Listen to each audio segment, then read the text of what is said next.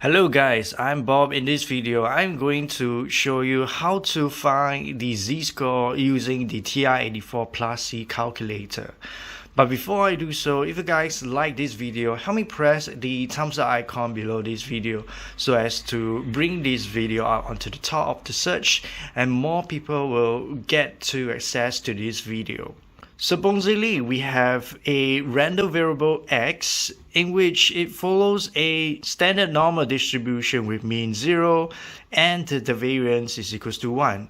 And I want to find the z-score such that it bounds the 75% of the area under the normal curve counting from the left. So how do I go about finding this z-score? In the GC calculator, what I can do is I can go to pressing the second function and then press this distribution.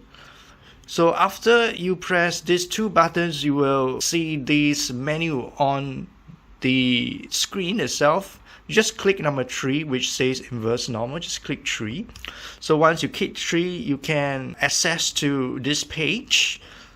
And what do I write in this area is actually 0.75 because this area represents the area bounded by the z-score starting from the left. In this example, it will be 0.75 and my mu, which is the mean, is 0 and sigma is the standard deviation, is equals to 1. Alright, and then we just press enter and then we press enter. So this value here would be my z-score down here, which is 0.67448. So let's take a look at part B example, in which same thing, my random variable x is normally distributed with mean 0 and variance is equals to 1.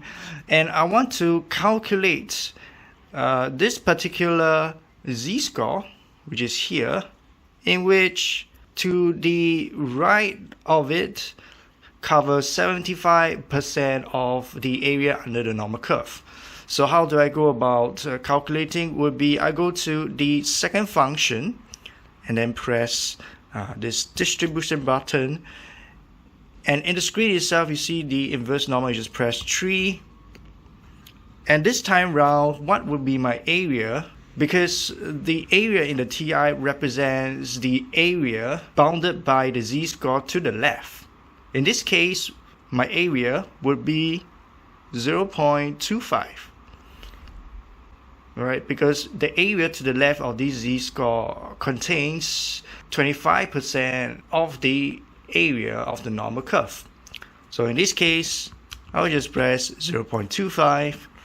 My mu is 0, my sigma is equal to 1, and then I press paste, and this should give me the z-score, which is just basically negative 0.674489. I hope that this video helps you to understand how to use the TI-84 Plus C to calculate the z-score given an area. If you guys like this video, help me press the thumbs up icon below this video. My name is Bob. Thank you guys for your support, and I will see you in the next video. Goodbye guys.